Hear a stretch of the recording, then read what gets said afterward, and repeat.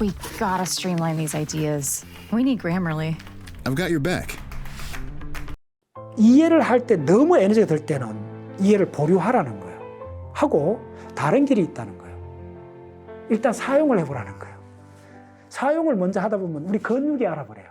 근육이 익숙해지면 나중에 이해는 한참 후에 오게 됩니다. 그래서 이해는 하는 게 아니고 이해는 오는 겁니다. 이해를 하려고 몸부림치며 칠수록 브레인에서 로드가 걸리고 에너지를 많이 쓰고 그러면 싫어져 버려요. 힘들면 싫어져요. 힘들면 하지 않아요. 우리 브레인이 영악해요. 자전거 배우고 우리가 말 배우고 걸음 기억던 이 절차 기억은 이해를 동반하지 않습니다. 반복을 하면 돼요. 반복은 힘이 세요. 반복은 위대함을 낳습니다. 우리가 이제 초등학교부터 대학까지 모든 교육이 이해를 강조를 하잖아요. 이건 좀 더 우리가 좀 더 신중하게 생각할 부분이 있어요. 우리가 어떤 걸 이해한다는 것은 브레인이 좀 더 확산적으로 연결되고 종합적 사고가 가능해야 이해가 통습적으로 일어나요. 그런데 초등학생들한테 분수라든지 고등학생들 어려운 경우에 미분이나 이런 것들을 이해를 시키려 하면 그래서 일반적으로 개념을 이해해야 된다고 강조를 해요. 그 말이 50%는 맞는데 그게 작동하는가 안 하는가 그 관점을 조금 볼 필요가 있어요. 어떤 공부도 최종적으로 이해는 해야 돼요. 그걸 부정하는 게 아닌데 순서가 있다는 거예요. 제가 봤더니. 자, 그럼 이해는 우리 인간이 이해가 왜 그렇게 중요해졌냐면 굉장히 중요한 거죠. 이해는. 두말할 것 없이 중요한데 이해가 왜 중요하냐 인간에. 이해는 우리가 어떤 걸 이해하게 된다는 건 어떤 사건이나 이런 걸 이론을 이해하게 됐다는 것은 일반화를 하게 됐다는 말입니다. 자, 양자역학을 이해한 사람은 양자역학에서 어떤 여러 가지 종류의 다른 포텐셜 함수 속에서 전자의 그 행동을 다양한 각도로 다 볼 수가 있어요. 그러니까 일반화라면 하나를 알면 열을 안다. 이게 일반화잖아요. 그래서 우리 어른들이 옛날에 조선시대 이제 성리학에서는 항상 이런 이야기잖아요. 자는 하나를 알려주면 열을 안다. 그게 일반화입니다. 그때 이제 이해를 했을 때 그게 가능해지는 거죠. 맞죠? 그래서 이제 이해를 숭상하게 된 거예요. 그래서 너무 숭상하다 보니까 모든 교육이 이해 위주로 가버린 거예요. 그 말이 반은 맞고 반은 조금 더 효율 면에서 볼 필요가 있다는 거예요. 특히 효율 면에서는 그걸 다른 관점에서 봐야 돼요. 그 뒤에 또 설명드릴게요. 세 번째 뭐가 있느냐 하면 첫 번째는 이해라는 게 있고 세 번째는 이제 우리가 하는 훈련이라는 게 있어요.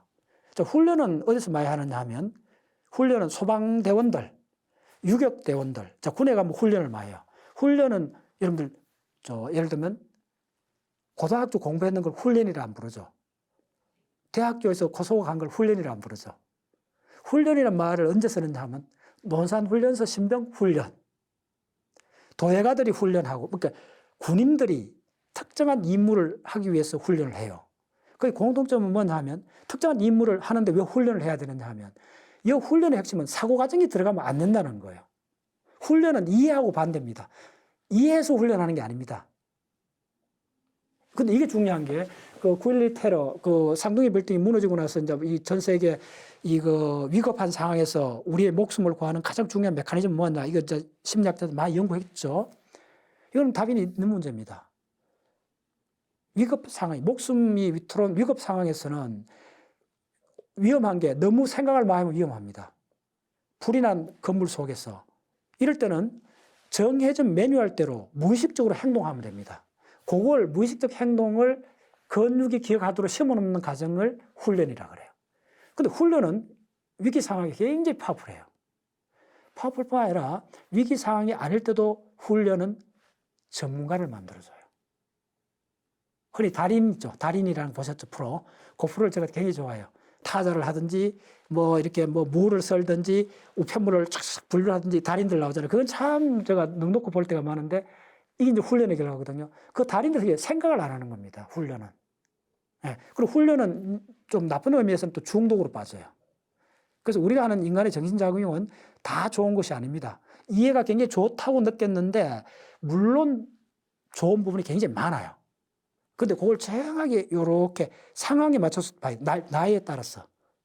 보면 이해는 일반화는 하는데 구체화가 안 된다는 거예요. 훈련은 구체화가 된다는 거예요. 훈련은 왜 구체화가 되냐면 훈련을 하면 요 적어놨잖아요. 제가 자동화가 되겠다고 말했습니다. 훈련하면 자동적으로 인출이 됩니다. 뭐가? 우리의 행동이. 됐죠? 그건 다 알죠? 오케이. 자, 세 번째. 세 번째 가 가장 중요해요. 세 번째는 그럼 기억이라는 행위는 우리 인간한테 뭘 가져주느냐 하면 개별화를 시켜줘요. 무엇을 개별화? 내가 하는 공부든 내가 하는 행동이 내 것으로 만들어줘요. 기억이 되면 인터넷에 있는 지식이 아니고 내가 기억하면 내 것이 되잖아요. 내 것이 되었다는 말은 뭐냐 하면 내 개인의 가치가 되어버린 거예요.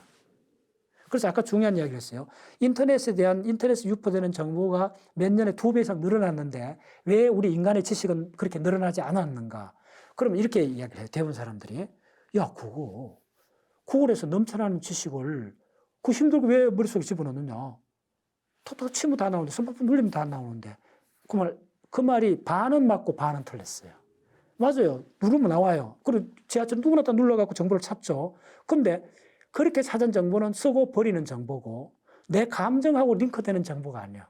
기억의 핵심은 개별화입니다. 개별화란 말은 내 것이 되었다는 겁니다. 내 것이 되었다는 말은 뭐냐면 나의 고유한 재산이 되었고 내 감정하고 링크돼 버렸다는 겁니다.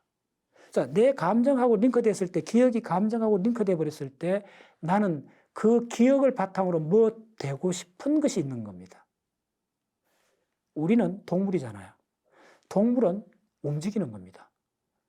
인간에서는 행동이라 그래요. 그럼 인간이 행동을 할 때 무엇을 근거로 행동을 할까요? 간단해요. 느낌이 생겨서 행동하는 거예요. 누구를 악수를 할 건지 포옹을 할 건지 이런 모든 이 행동의 구체적 강도는 내가 그 사람하고 맺었는 정서적 강도에 따라서 결정이 돼요. 그게 그 사람하고 함께 했던 공유된 기억에서 작동을 하는 겁니다. 자, 요건 내가 간단히 말씀드릴게요. 제가 일주일 전에 체험했던 겁니다. 이제 상을 당한 집에 이제 문상을 가면 상주 입장에서 이렇게 그 한 3일장을 하면 뭐 사람들이 수십 명, 수백 명이 오잖아요. 그럼 대부분 이제 막 울고 이러잖아요. 근데 가만히 저는 그걸 좀 회람되게 그런 데가 그런 관찰을 많이 해요. 굉장히, 왜냐면 인간의 감정이 숨김없이 여실하게 드러날 때가 상갓집입니다. 예. 근데 그걸 관찰해 보면 내가 이제 이렇게 그 구성원으로서 딱 이렇게 보면 그 돌아가신 분하고 문상 온 사람이 100명이 있다면 그 개별 사람들의 그 관계를 대부분 다 알잖아요. 어떤 관계라는 거. 그러면 그 문상 온 사람들이 말만 하고 갈 때 있고 울음을 머금고 가는 사람 있고 통곡을 하는 사람 있고 상주를 껴안고 가는 사람 있고 손을 잡고 한참 동안 잡고 눈물만 흘리는 사람 있고 그 다양한 경우를 전부 다 나열을 한번 해봤어요. 지금 한 내가 4-5개 나열을 했는데 나열을 해봐야 돼요. 다 다르다는 걸 알게 돼요. 그냥 넉넉고 그 돌아가신 분의 영정을 보고 하염없이 눈물을 흘리는 사람이 있어요. 간혹 통곡을 한 사람이 있고 제가 봤던 거는 어떤 나이 드신 사장인데 아들까지 데리고 와갖고 말도 몇 마디 안 하고 그 근엄한 사람이 눈물이 그냥 쭉 흐르는 거예요. 자, 무슨 이야기를 듣고 싶었냐면 이러한 우리가 슬픔이란 감정을 표현하는 것도 거의 상갓집에 있으면 그 10개 정도를 다 구분해 볼 수 있어요. 다 달라요. 미묘하게 다 달라요.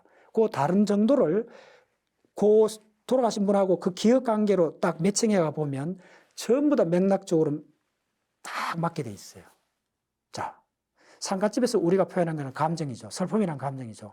그런데 그 슬픔이란 감정이 이렇게 다양하게 표현되는 그 바탕에는 그 돌아가신 분하고 살았을 때 수십 년 동안 함께 했던 뭐죠? 기억. 특히 어려울 때, 진짜 어려울 때 도움을 받던 사람은 와서 통곡을 합니다.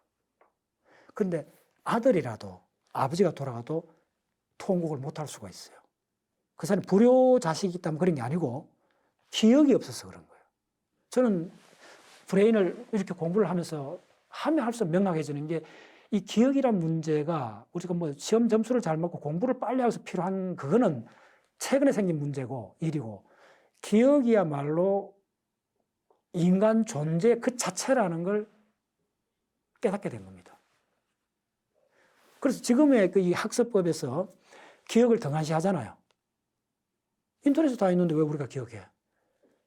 인터넷에 있는 기억은 우리의 감정을 거의 건드리지 않습니다. 넘쳐나는 그 기억. 우리가 언제든지 접근할 수 있고 언제든지 만질 수 있으면 그거에 대한 소중함을 몰라요. 넘쳐나니까. 오히려 뭐 너무 정보가 넘쳐나니까 그 일종의 무슨 공해처럼 느낄 정도요. 그래서 어떻게 됐냐면 우리는 점점 뭐 되고 싶지 않는 종이 돼가는 거예요. 중요한 이야기입니다. 호모사피엔스는 우리 인간은 자 전쟁을 하고 그 어려운 시절을 살았던 사람은 악착같이 뭐 되고 싶어 해요. 풍요로운 환경 속에서 사는 사람은 사실 뭐 되고 싶은 게 흐릿해져요. 그게 왜 그러냐? 기억의 강도하고 기억의 깊이의 차이에서 생긴 겁니다. 지금 이 시대가 다시 불러와야 되는 것은 창의성이나 이런 것보다도 본질적으로 기억입니다. 우리가 스마트폰에 기억을 저장을 하잖아요. 모든 걸. 기억을 외주 주는 겁니다. 로마 제국이 국방을, 방위를 게르만족에 용역을 줘버렸어요. 그래서 로마 제국이 망했잖아요.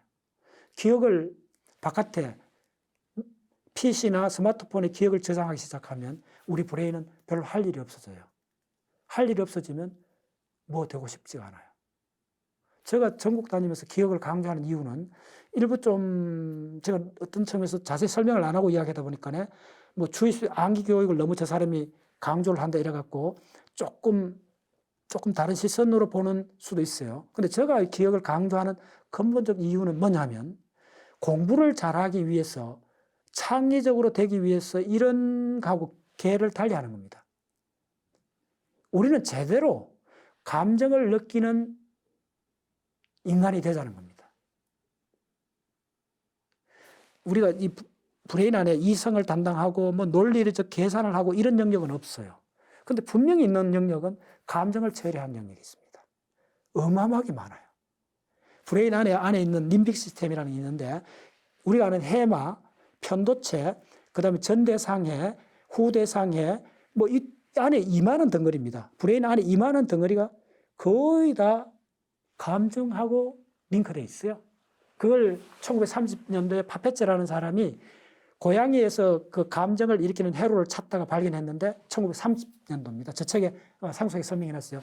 이 책에도 작년도 썼는 이 책에도 나옵니다. 여기 이제 DNA 피질이잖아요. 이게 기억을 저장하는 영역입니다. 그럼 기억을 만드는 영역은 어딨냐면 요 안입니다. 특히 요 해마 이쪽입니다.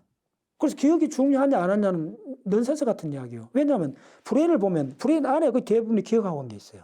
자, 처음에 중요한 거는 이걸 기억회로라고 기억이라고 생각을 안 하고 1930년도에 미국의 파페츠라는 그 브레인 과학자가 동물에서 감정이 어떻게 만들어지나 그 회로를 찾고 싶었어요. 그래서 발견한 게 그 유명한 파페츠 회로예요. 그래서 어떻게 되면 해마에서 대상회로 가고 시상 전액으로 가서 대상 다발로 가서 다시 해마로 돌아오는 이 페루프입니다. 페루프란 말이 회로를 그린다는 겁니다. 계속 돌아간다는 말입니다. 자, 우리 정신작용에서 계속 반복적으로 돌아가는 게 뭐가 있죠? 있어요. 아침에 싫은 소리 한번 들어보세요. 저녁까지 남아있을 때가 있죠. 한마디 섭섭한 소리를 누구한테 들으면 이게 안 잊어지고 뭐 저녁에 자기 전까지도 막 괘씸하게 그놈이 뭐 왜 이런 이야기 했어? 이런 탁 떠오를 때 있죠. 그게 왜 그러냐 하면 회로를 돌아서 그런 거예요. 간단히 이야기하면. 또 우리가 기억할 때 반복해서 기억하잖아요. 회로를 돌려서 그런 겁니다. 다 결론. 기억을 만드는 영역하고 감정을 만드는 영역은 두 영역이 동일한 영역입니다. 간단히 말씀드릴게요. 그래서 기억이란 문제하고 감정이란 문제는 분리되어 있지 않습니다. 그럼 우리가 뭘 하고 싶은 거는 감정이죠. 그러면 하고 싶은 힘이 강한 사람은 성공을 할 거 아닙니까? 그러면 감정을 인위적으로 만들기는 어려운데 기억은 인위적으로 만들어낼 수가 있거든요. 기억하면 되니까요. 기억이 꼭 감정이니까. 그래서 최고의 학습법은 감정을 일으키는 겁니다. 자, 여러분들 만약에 고등학교 때 우리나라의 명시를 일으키는 겁니다. 자, 그래서 최고의 학습법은 감정을 일으키는 겁니다. 자, 여러분들 만약에 고등학교 때 우리나라의 명시, 뭐 청록파시나 이런 명시를 한 10편을 암송을 했다 해보세요. 아마 그 학생은 나중에 국문학과 가서 시인이 될 거예요. 반대로 어떤 학생이 고등학교 때 저처럼 물리 상수, 뭐 프랑크 상수나 그다음에 전하량이나 이런 상수를 많이 기억했다면 그 사람은 물리학자가 될 거예요. 가만히 생각해 보면 내가 어떤 직업을 택했고 어떤 사람이 되었는가는 어느 부모 밑에 태어난 것보다 훨씬 더 사실 통계를 내보면 뭐가 중요하냐면 내가 중학교 때, 고등학교 때, 특히 중학교 때입니다. 중학교, 고등학교 때 내가 무슨 과목을 좋아했는가에 관련이 있어요. 맞죠? 맞죠? 그럼 무슨 과목이 좋아했는가 보면 그 과목의 선생한테 칭찬을 들은 거예요. 칭찬을 어떻게 듣게 됐겠어요? 자, 역사 선생 같으면 내가 역사 선생 같으면 어떤 학생을 칭찬하겠어요? 내가 가르친 내용을 어느 정도 기억을 하고 그 기억뿐만 아니라 기억을 동반해서 그 대답하는 학생 얼굴이 환해지고 너무 재밌어요 하고 하는 학생을 보면 나도 그 얼굴을 볼 때 기분이 좋아지죠. 칭찬이 나올 수밖에 없죠. 자, 그래서 우리 인생을 결정하는 것은 부모보다도 중학교, 고등학교 때 내가 어느 과목을 좋아했는가가 내 인생을 결정합니다. 그러면 어느 과목을 좋아했다는 말은 무슨 말이냐면 그 과목에 있는 내용을 감정을 동반해서 재미있게 공부를 했다는 말이고 그걸 구체적으로 하면 기억했다는 말이 됩니다. 시를 기억하고 수학 공식을 기억하고 그렇기 때문에 우리가 전공을 그렇게 택하는 겁니다. 다른 게 없습니다. 조금만 생각하면 명확한 걸 최근의 창의성에 대한 해석들이 최근 30년 우리 사회에서 조금 조심해야 될 부분들이 있어요. 기억을 너무 폄하시켜 버린 거예요. 우리 사회가. 그게 왜 그랬냐면 토론이나 이런 걸 전부 다 강조를 하면서 창의성을 기억하고 분리됐다고 본 거예요. 여기서 큰 미스를 하게 됐다 봤어요. 저는. 다시 한번 이야기할게요. 제가 기억을 강조하라는 게 무슨 시험 점수를 잘 받고 뭐 성공하는 그런 의미를 보다 욕망하는 인간이 되자는 겁니다. 그 욕망이 감정이고 그 감정은 전적으로 기억에 나왔고 궁금한 분은 문상을 한 가보라는 거예요. 그때 우는 사람들을 관찰해 보라는 거예요. 어떻게 우는가? 어떻게 슬픔을 표현하는가? 그걸 전부 다 기억하고 한 게 있다는 거예요.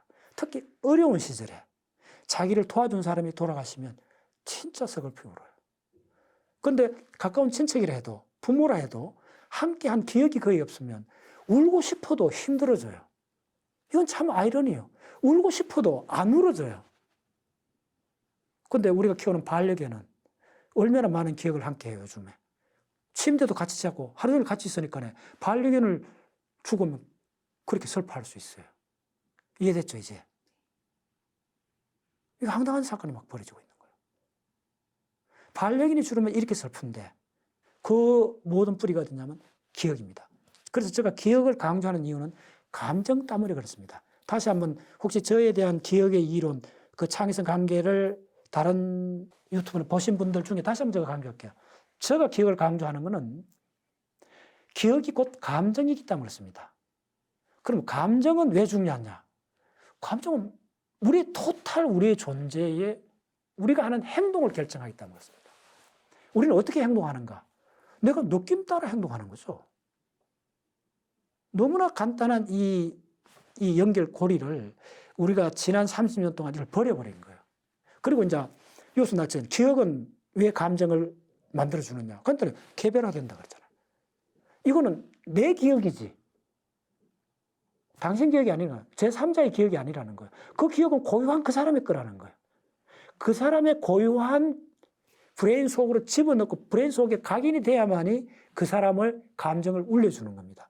인터넷에 아무리 많은 정보가 넘쳐나도 그것은 내하고 관계없습니다. 나를 움직이지 않습니다. 요걸 오랫동안 제가 생각을 하면서 이게 사실은 기억이 감정하고 같다는 걸 알게 되면서 학습법은 결국은 학습은 기억이잖아요. 기억을 잘한다는 말은 감정을 풍부하고 감정을 다양히 하면 되는 거예요. 그럼 뭐든지 감정이 생겨 좋아지면 하고 싶어지는 거예요. 그래서 저는 하고 싶어지니까 모든 자연과학을 들어가게 된 거예요. 뭐 양자역학은 제가 전공 비슷하게 했고 뭐 연력학, 전체 물리학, 고전 물리학, 그다음에 일반 상대성 이론, 그다음에 지질학, 암석학, 기후학, 해양학, 토양학, 식물학, 동물학, 유전학, 분자세포 생물학, 식물 분류학, 뉴로사이언스, 신경구조학, 척추동물 비교신경 해부학 20개 이상 학문을 하게 된 거예요. 왜 그렇게 됐을까요? 모든 학문이 좋아지니까 그 분야가, 그 학문이 내한테 말을 걸어오는 거예요. 내가 그 이름을 불러줬으니까요. 그 김춘수 씨, 누구나 우리나라 사람 가장 좋아하는 꽃이 이름을 불러줘서 의미로 다가온다는 말이잖아요. 왜 그걸 학문에 적용을 하지 않을까요? 이름을 불러줘야죠. 친구가 되려면 이름을 불러줘야죠. 그런데 이제 사람들 물어보면 그 이름이 너무 많은데, 분자식이 그렇게 많은데, 물리 방정식이 그렇게 많은데, 이렇게 접근을 못한 거예요. 근데 제가 박사학위 끝나고, 벌써 한 20년 넘었는데, 박사학위 끝나고 연구소에서 이제 반도체 뭐 이런 연구를 했어요. 반도체 레이저 연구를 이쪽 하다가, 끝나고 이제 이렇게 과학 운동을 하면서, 박사학위 끝날 때까지 이걸 깨닫지 못했어요. 그리고 이제 이 본격적으로 과학 문화 운동을 하면서 갖고 있던 가장 깊은 어떤 문제의식이랄까, 세상을 보는 관점은 뭐였냐면, 왜 사람들은 자연과학을 이렇게 접근하기 어렵게 생각하는가? 이 문제를 이제 굉장히 천착했어요. 자, 오케이, 그건 조금 뒤에 있습니다. 이제 요 가장 중요한 거니까 대충 마무리해 보겠습니다. 초등학생한테 이해를 너무 강조하면 브레인 발달 과정에서 이해를 할 그 브레인의 연결이 없을 수도 있어요. 구조상. 브레인 사이언스하고 계를 같이 해야 돼요. 그러면 초등학생한테 자 분수를 가르쳐 준다 합시다. 이제 초등학교 학생들이 수학을 싫어하는, 산수를 싫어하는 첫 번째 관문이 뭐냐, 분수에서 나오거든요. 분수란 개념은 어른들도 갑자기 생각이 안 날 정도로 좀 어렵게 들어가면 그렇게 간단한 문제는 아니야, 분수가. 근데 그걸 애들한테 예를 들면 초등학교 4학년 나오는 학년 계속 강조를 하잖아요. 그럼 뭐 이제 부모가 애들한테 가르치지 마라, 못 가르치는 뭐냐면, 야, 너 그것도 이해 못 해. 야, 어떻게 너 그것도 이해 못 하냐? 이렇게 하죠. 말 딱 한마디밖에 없어요. 그러니까 그때 되면 어떻게 되면 애들이 부모가 강압적으로 가르치면 스트레스를 받죠. 스트레스 받으면 우리 생리 반응이 전형이라는 거, 코르티졸이 부신피질 확 분비가 돼요. 이게 혈류를 타고 전신을 돌아가고 브레인으로 곧장 들어가요. 코르티졸이라는 에너지를 소비하게끔 만드는 이 케미칼이, 호르몬이 브레인에 들어갔는데 기억 영역, 감정 영역으로 들어가요. 그래서 그 중에 코르티졸이 해마로 들어가면 심지어 해마의 뉴런들, 세포를 죽여요. 편도체는 조금 반대작용인데, 그래서 우리가 막 어려운 사람한테 공부를 하면 주눅 들다가 더 강압적으로 막 이해를 하라고, 이것도 모르냐고 푸시를 하면 애들이 어떻게 하면 하얗게 질려버려요. 머리가 하얘졌다 그런 이야기 하죠. 바로 그때입니다. 우리 브레인에서 이해가 자꾸 안 되는 걸 부모나 선생들이 자꾸 푸시를 하는 거예요. 사실 중고등학교 교육에서 이 문제, 초등학교 때 가장 빈번하게 일어나는 문제가 머리가 하얘지는 거예요. 애는 노력은 해요. 부모가 뭐 이렇게, 그 다음 선생님이 자꾸 이렇게 하라 하니까 애들이 하고 싶어지고 하는데도 이게 이해는 갑자기 되는 거 아닙니다. 이해는 어떤 한 팩트를 이해하려면 주변 정보들이 있어야 돼요. 주변 정보들이 네트워크를 연결해. 농막에는 물이 없어요. 집이 없었기는 수도를 안 넣어줘요. 그럼 물이 귀하지. 해갖고 거기서 공통 부분이 나왔을 때 일반화를 하면서 이해라는 한 차원 도약을 하게 돼요. 근데 일부 초등학생들한테는 브레인 발달상으로 조금 무리한 부분들이 있어요. 그러면 그래도 우리가 많은 걸 가르쳐야 되니까 어떻게 가르쳐야 되잖아요. 그때 제가 권하는 방법이 뭐냐면, 분수로 하면 부모들이 그렇게, 선생님들이 그렇게 접근하기보다는 분수를 그 조각 그림 있잖아요. 사각형 조각 그림, 사각형이 좋아요. 조각 그림을 놔놓고 피자처럼 4개, 5개 놔놓고 조각 몇 개 딱 카운트를 시계 보면 그건 금방 따라 하거든요. 그걸 익숙하시키면 돼요. 그건 무슨 기억이냐면, 그건 이해가 없잖아요. 시각적으로 보면 알잖아요. 됐죠? 그걸 절차 기억이라고 그래요. 절차 기억으로 먼저 체득을 하고 나면 내가 그냥 이해하기 전에, 이해하지 않고도 우리가 능숙하게 하는 게 굉장히 많습니다. 자전거를 어떻게 하면 타는 원리를 알고 탄 사람은 한 명도 없어요. 그럼 누구나 다 타요. 조금만 훈련하면. 근데 왜 이걸 다른 학문 분야에 적용을 하지 않느냐 이거예요. 이게 바로 이해가 너무 강조했던 학습법의 중요한 핸디캡이에요. 이해는 대단해요. 이해는 고등학교 이때 같은 굉장히 이해를 가르쳐야 돼요. 고등학교 때는 이해는 정확하게 해야 되는데 개념을 저희 가르쳐야 되는데 제가 그걸 이야기하는 게 아니고 이해를 할 때 너무 에너지가 들 때는 이해를 보류하라는 거예요. 하고 다른 길이 있다는 거예요. 일단 사용을 해보라는 거예요. 사용을 먼저 하다 보면 우리 근육이 알아버려요. 근육이 익숙해지면 이제 할 수 있게 되면 나중에 이해는 한참 후에 오게 됩니다. 그래서 이해는 하는 게 아니고 이해는 오는 겁니다. 오마이 사이언스. 이해는 하는 게 아닙니다. 이해를 하려고 몸부림치면칠수록 브레인에서 로드가 걸리고 에너지를 많이 쓰고 그러면 싫어져 버려요. 힘들면 싫어져요. 힘들면 하지 않아요. 우리 브레인이 영악해요. 언제 포기를 하게 되느냐 하면 이게 너무 힘이 든다 하면 우리 근육을 계속 움직이고 헛수고 오잖아요. 에너지를 허비해버리잖아요. 그럼 브레인이 스탑 시켜줘요. 그래서 우리가 어려운 물리 개념이나 어려운 수식을 이야기하면 브레인이 문을 닫아버려요. 브레인이 그게 훌륭한 겁니다. 브레인이 멍청한 게 아니고.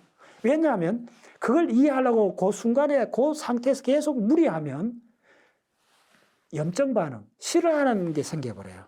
그래서 사실은 고등학교 때 물리를 싫어하고 수학을 싫어하게 된 게 그때 스탑을 해줘야 되는데 분위기상 내가 떠밀려갖고 갈 수밖에 없는 좋은 대학은 가야 되고 점수는 올려야 되고 이렇게 떠밀려서 그 낭떠러지로 가게 된 거예요. 그때는 스탑 시켜줘야 돼요. 그리고 조용하게 다른 길이 있다는 걸 보여줘야 돼요.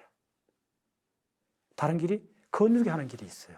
자전거 배우고 우리가 말 배우고 걸음 기었던 이 절차 기억은 이해를 동반하지 않습니다.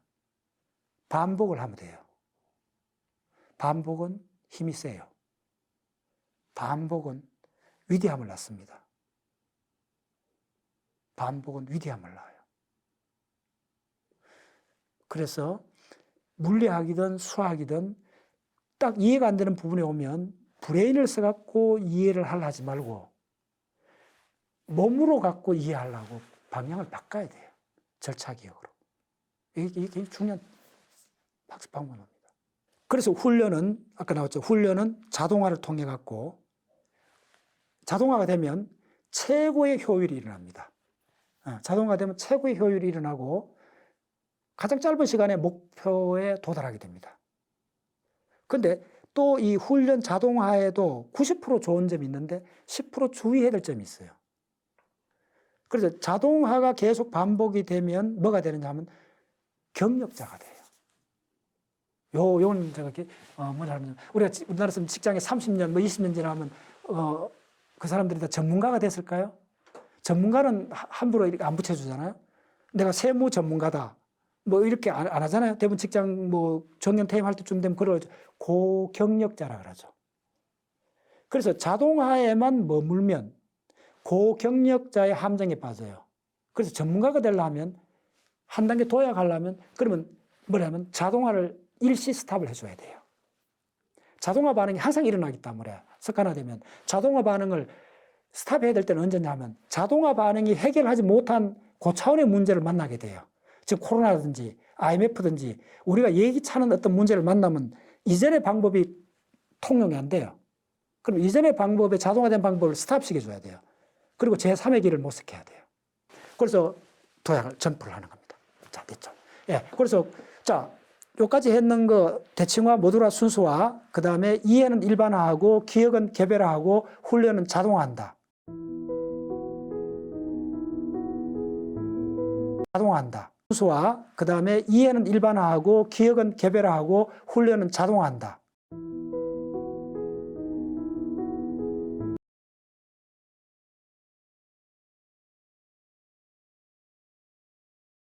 웹보다는 앱에서 조금 더 사람들이 자주 다시 들어오고 하는 이점이 있다 보니까 앱을 얄코 구독자 1500 돌파에 감사하여 개발자 스티커 허니커즈 전 상품 가격 20% 인하, 오늘부터 일주일간은 50% 가격에 판매합니다. 쿠키, 세션, 그리고 캐시. 웹에서 사용되고 뭔가를 저장한다는 의미로 어렴풋이 알고는 있는데 셋이 각각 어떻게 다르고 어디에 쓰이는지 모르시는 분들이 많을 거예요. 오늘은 이 셋을 얄팍하게만 훑어보기로 해요. 서울 용산의 드래곤 모스파처럼 각종 편의, 오락시설을 갖춘 대규모 찜질방이 있어요. 이름은 신나는 곳이니까 울랄라 스파라고 부르기로 하죠. 이 스파는 회원 등록을 하고 입장해서 내부 시설들을 마음껏 이용한 뒤 나올 때 한꺼번에 계산하는 방식이에요. 여러분이 브라우저로 어떤 웹사이트를 이용하는 과정을 이 울랄라 스파를 이용하는 것에 비유할게요. 이곳에서는 쿠폰북이 아닌 쿠키북이라는 수첩 같은 걸 들고 다니면서 이용하는 시설마다 이걸 보여주게 돼 있어요. 이 쿠키북에는 시설 측에서 혹은 내가 직접 뭔가 기록하기도 할 수 있고 수정하거나 찢어내서 버릴 수도 있어요. 카페를 이용하고서 스탬프를 받기도 하고 샵에서 마음에 드는 물건이 있으면 적어두기도 하고 어떤 이벤트를 한번 안내받으면 이미 한 번 안내받았다고 기록해놔서 날 여러 번 귀찮게 하지 않도록 할 수도 있어요. 이 쿠키북의 핵심은 내가 들고 다닌다는 것, 그리고 시설을 이용할 때마다 보여준다는 거죠. 쿠키는 사이트를 방문하고 이용할 때 브라우저에 저장되는 내용들이에요. 브라우저는 내 컴퓨터에 있는 거니까 내가 갖고 있는 정보인 거죠. 그런데 이 쿠키북에는 한계가 있어요. 내가 임의로 고치거나 지울 수 있고 심지어 남이 훔쳐보거나 도둑질하기도 쉬워요. 나로서는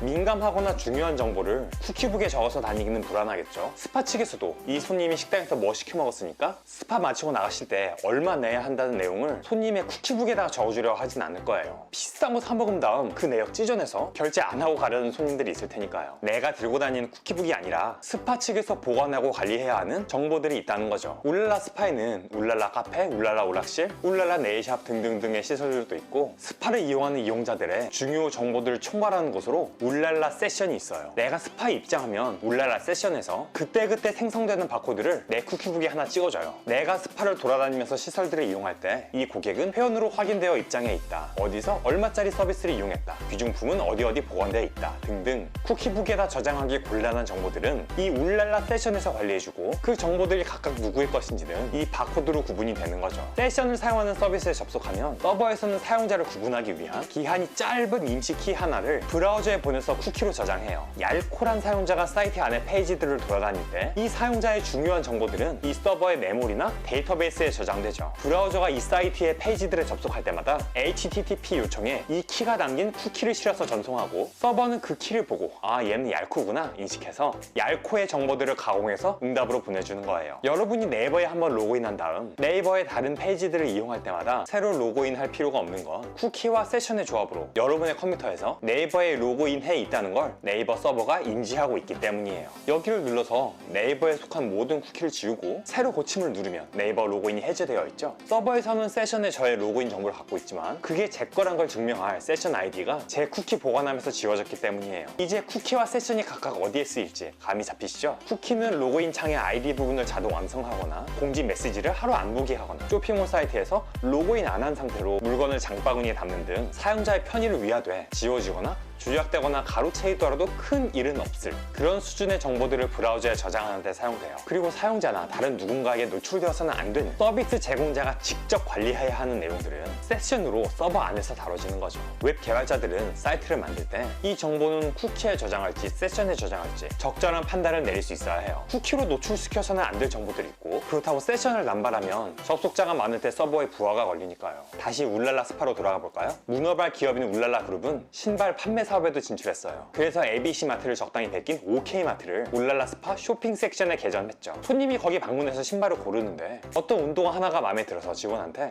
이거 무슨 사이즈로 하나 신어볼게요 하고 요청해요. 직원이 창고에 가서 신발을 갖다 줬는데 손님이 한번 신어보고 좀 더 둘러볼게요 하고 가요. 직원이 손님 분위기를 보니까 다시 와서 그 신발을 사거나 다른 제품이랑 비교해서 다시 신어보거나 할 것 같아요. 다시 창고에 갖다 놨다가 그때 또 가지러 가면 손님도 기다려야 하고 자기도 힘들겠죠. 그래서 그 신발을 도로 창고에 갖다 놓는 게 아니라 OK 매장 한켠에 있는 큰 백에 일단 넣어놔요. 이 백의 이름은 OK 캐시백이에요. 캐시란 개념은 웹뿐만 아니라 컴퓨터의 메모리 부분이나 안드로이드 등 다양한 곳에서 쓰이는데 거의 공통적인 의미로 가져오는데 비용이 드는 데이터를 한번 가져온 뒤에는 임시로 저장해두는 거예요. 웹 캐시는 이미지 등의 정보를 불러올 때 데이터 사용량도 발생하고 시간도 들기 때문에 사용자가 여러 번 방문할 법한 사이트에서는 한 번 받아온 데이터를 사용자의 컴퓨터 또는 중간 역할을 하는 서버에 저장해두는 거예요. 알겠나요? 무리수를 좀 뒀는데 기억하시는 데 도움이 됐으면 해요. 내가 들고 다니는 쿠키북, 울랄라 스파 사용자들을 관리하는 울랄라 세션, 그리고 한 번 꺼낸 신발들을 임시로 담아두는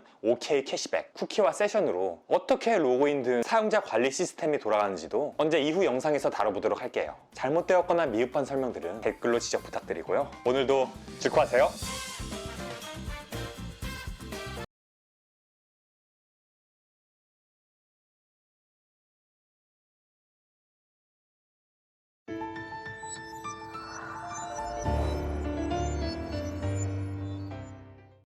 감기엔 잠깐 타임 테라플루 타임.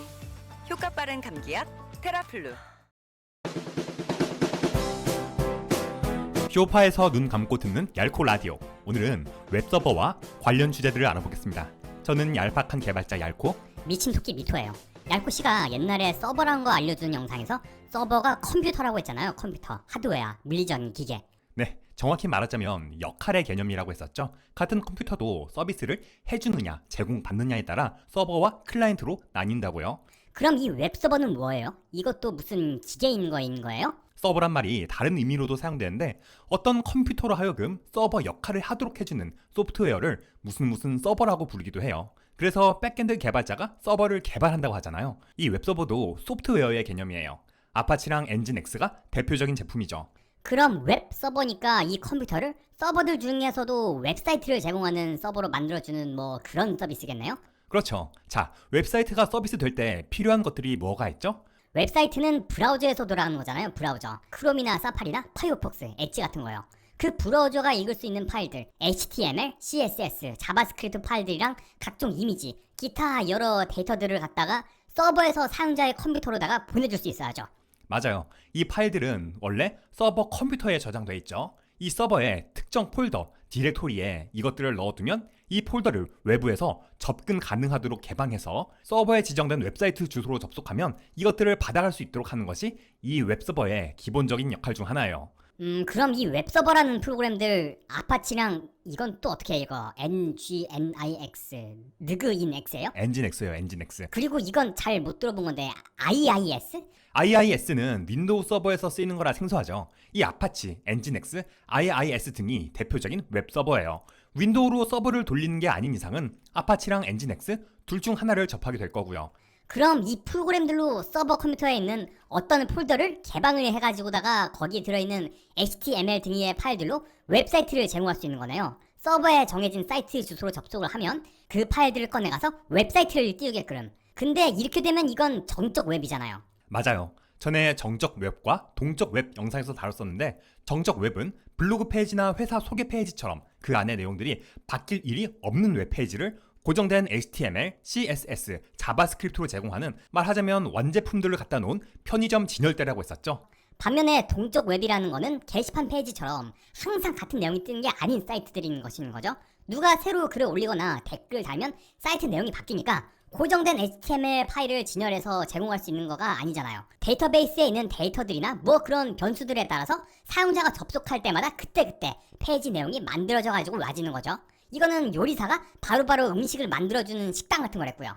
맞아요. 이런 동적 웹을 제공하는 것도 웹서버의 고유 역할로 정의해야 할지는 애매하지만 아파치나 엔진X의 모듈로 할 수 있어요. 이를테면 오랫동안 사용되어 온 방법으로 아파치랑 PHP, MySQL을 연동시켜서 동적인 PHP 웹사이트를 제공하는 방식이 있고요. 아파치, PHP, MySQL 조합이라고 그래가지고 APM이라고 하죠. APM. 추억도네 옛날에 많이 했는데. 그렇죠. 아파치에 PHP를 해석할 수 있는 모듈을 세팅해 놓으면 웹 접근이 있을 때마다 PHP 코드에 적힌 레시피대로 MySQL에 있는 식재료들을 가져와서 아파치가 요리를 해주는 거예요. 물론 역시 웹서버인 엔진X로도 다 가능한 것들이고요. 그러니까 얘네가 정적 웹일 때는 편돌이도 하고 PHP로 만든 동적 웹일 때는 요리사도 하는 거네요. 적절하네요. 또는 그냥 식당 매니저로서 일하기도 해요. 톰캣이나 노드.js, 장고 내장 서버 등의 전문 요리사들과 손님들 사이에서 서빙이나 매니지먼트를 담당하기도 하죠. 그 부분이 좀 설명을 드려야 될 것들이 많을 것 같네? 일단 전부터 궁금했었는데 톰캣이 뭐예요, 톰캣? 아파치를 톰캣이랑 연동한다느니 뭐 그런 얘기 많이 들었는데 그게 뭔지를 내가 이참에 좀 알아야겠어. 요즘은 스프링 부트에 톰캣이 내장되기 때문에 직접은 많이 안 접하지만 자바랑 JSP로 만든 웹 또는 API 어플리케이션을 실행할 때 이 톰캣 같은 웹 어플리케이션 서버가 사용돼요. 줄여서 WAS 또는 WAS라고 하기도 하는데 지금부터 WAS라고 부를게요. 웹이랑 서버 사이에 어플리케이션이라는 말이 들어와서 WAS가 됐죠. 단순히 뭘 갖다 주는 게 아니라 뭔가 프로그래밍 된 걸 더 한다는 거예요. 이건 동적 사이트를 전문적으로 처리해 주는 거라고 보시면 돼요.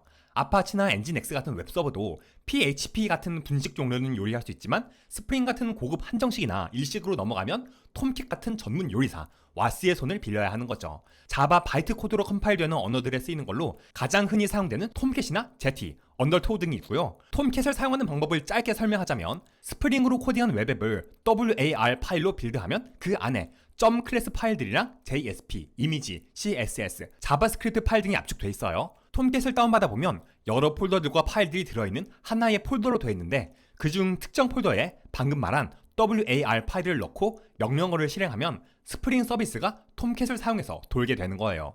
요즘은 반대로 스프링을 톰캣이 들어있는 JAR 파일로 빌드해서 배포하곤 하죠. 여튼 아파치와 엔진엑스가 웹 서버, 톰캣은 WAS라고 기억하시면 돼요. 그럼 파이썬의 장고나 C샵의 단넷처럼 다른 것들에서는요? 와스 검색해보니까 뒤에 자바 것들만 나오네? 사실 이게 다 정의하기 나름이고 진영마다 배포 구조들도 달라서 다른 진영에서는 딱히 어떤 것이 와스 역할이다 이렇게 딱히 구분해서 요건을 쓰지는 않는 걸로 보여요. 파이썬 같은 경우 구니콘이 비슷할 수 있는데 이거는 WSGI라고 조금 다른 개념으로 정의가 되고 Node.js에서처럼 어플리케이션이 WAS 역할까지 하거나 뭐 이것도 관점에 따라 달라질 수 있겠지만 이처럼 쓰는 말이 다르다고 보시면 돼요. 자바 외의 진영에선. 공통적인 건 웹서버를 앞단에 두고 즉 방문자들을 이 웹서버가 응접실에서 접대하도록 하고 그 뒤에서 와스든 뭐라 부르든 전문 요리사가 요리를 하고 있는 거죠. 일단 이번 화에서는 편의상 웹서버랑 구분하기 위해서 요리사 역할을 하는 것들을 다 묶어서 와스라고 부를게요. 여튼 아파치 같은 웹서버와 자주 묶여서 언급되는 게 이 와스, 톰캣이기 때문에 특히 자바 많이 하는 한국에서는요. 그래서 이처럼 한 주제로 묶어서 다뤄봤어요. 그러면 이 톰캣가 스프링 같은 고난도 요리를 해주고 그거를 아파치가 손님들한테 서빙을 하는 그런 그림이네요?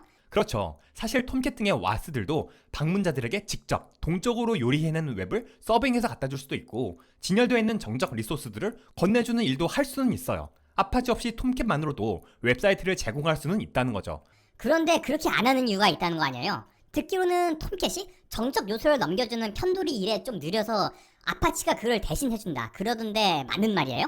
예전에는 그랬다는데 이젠 톰캣의 정적 리소스 제공도 빨라져서 그 점에 있어서는 의미 있는 차이가 없다고 하고요. 톰캣뿐 아니라 Node.js 서버 어플리케이션이나 단넷 등 이 와스들을 뒷단에 두고 웹 서버를 앞단에 둬서 아파치나 엔진X가 손님들을 맡게 하도록 하는 이유들이 따로 있어요. 아까 웹 서버가 기본적으로 하는 일들, 정적 또는 가벼운 동적 리소스들을 제공하는 얘기들을 했었는데 이 아파치 그리고 엔진X는 그것 말고도 다양한 기능들을 제공해요. 그 중에 먼저 리버스 프록시가 있어요. 나 프록시 아는데 그거 뭐 대신한다는 뜻이잖아요. 사용자들이 사이트나 어디 접속할 때 자기 IP 주소 숨기려고 중간에 프록시라는 거 둬서 그걸 통해서다가 데이터 주고받는 거예요. 네, 그거는 포워드 프록시라고 하죠. 우리 서버에 방문하는 손님들이 자기네 집 주소를 감추는 거예요. 대절 버스를 프록시라는 정류장에서 타고 오는 식으로요. 그런데 여기서 웹서버가 해주는 건 리버스 프록시예요. 이건 반대로 손님들에게서 서버의 정보를 감추는 거죠. 아니 손님들이 서버가 어디 있는지 다 알고 찾아오는데 거기에 프록시로 감출 거가 뭐가 있어요? 서버란 지배 관리자도 보안상 내부 구조를 감출 필요가 있잖아요. 정적 리소스들이 진열된 방은 어디인지, 톰캣 같은 요리사들이 동적 요소를 요리하는 주방은 어디인지 이런 것들을 드러내지 않고 아파치나 엔진X가 응접실에서 대신 손님들을 맞이하고 요리를 내오는 거죠. 서버 내부적으로 파일이 어느 폴더에 들어있는지, 서비스가 몇 번 포트로 돌고 있는지 등을 감추는 거예요. 한 서버에서 이러쿵닷컴, 저러쿵닷컴, 요러쿵닷컴이 제공된다 치면 이들 중 어느 주소로 사람들이 접속하든 이 웹서버가 손님을 맞아서 어떤 닷컴으로 찾아왔는지를 보고 진열된 걸 가져오든 톰캣한테 주문 전달해서 요리 받아오든 자기가 PHP로 라면 끓여서 내오든 하는 거예요. 어떤 웹 프레임워크든 앞단에 아파치나 엔진X를 두는 게 이런 보안 측면에서의 이유가 큰 거네요. 그렇죠. 구글에 아파치 보안 설정 등을 검색해보면 아시겠지만 웹서버가 다양한 보안 기능들을 제공하기 때문에 뭘 사용해서 웹이나 API를 만들든 그 앞단에는 웹서버를 두어서 방문객을 맞도록 하는 거예요. 웹서버를 사용하는 또 다른 이유로 역시 리버스 프록시의 기능으로 치지만 로드 밸런싱이 있어요. 그거는 그거잖아요. 톰캣이 여러 개 돌고 있을 때 그것들 바란스 맞춰주는 거예요. 바란스. 맞아요. 톰캣으로 하는 자바 서비스들 뿐 아니라 다른 종류의 와스들도 마찬가지죠. 손님들이 여러 몰릴 때 여러 요리사들에게 분산해서 주문을 넣어주는 역할을 하는 거예요. 근데 한 서버에서 이러쿵닷컴 사이트 하나를 돌릴 때 그 같은 사이트를 돌리는 톰캣을 여러 개 두는 거는 왜 그렇게 하는 거예요? 저는 애들이 다 나간 다음에 체육복을 갈아입어요. 가끔은 그냥 안 가져왔다고 한 적도 있고. 먼저 지속성을 위함이에요. 스프링으로 만든 웹 등의 서비스에 새 기능을 추가해서 동적 부분까지 업데이트 해줘야 하는 경우에는 돌던 서비스를 종료하고 다시 실행을 해줘야 하는 거잖아요. 짧은 채널이지만 그동안에 사용자가 해당 서비스에 접근하면 다시 켜지고 있는 중이라 오류가 뜨게 되죠. 톰캣이나 이런 걸 여럿을 두고 서비스를 돌리게 되면 이것들을 순서대로 차례차례 업데이트를 해서 하나가 재부팅되는 동안에는 웹서버가 다른 톰캣들로 주문들을 분산해줘서 사용자 입장에서 서비스를 끊김없이 이용할 수 있도록 할 수 있죠. 요리사가 화장실에 갔다 올 시간을 줄 수 있는 거네요. 그동안 다른 요리사한테 주문 전달하면 되니까. 그리고 환경에 따라 CPU 수나 메모리 등 변수들이 있지만 톰캣 등의 인스턴스를 여러 돌려서 작업을 분산하는 게 성능 측면에서 나은 경우들이 있기 때문에 인스턴스란 게 프로그램이 돌아가고 있는 상태를 말하는 거죠? 지금은 그렇게 이해하시면 돼요. 하나의 프로세스죠. 여튼 이런 조건들을 감안해서 다수의 인스턴스로 서비스를 돌리고 이를 웹서버로 밸런싱하는 거예요.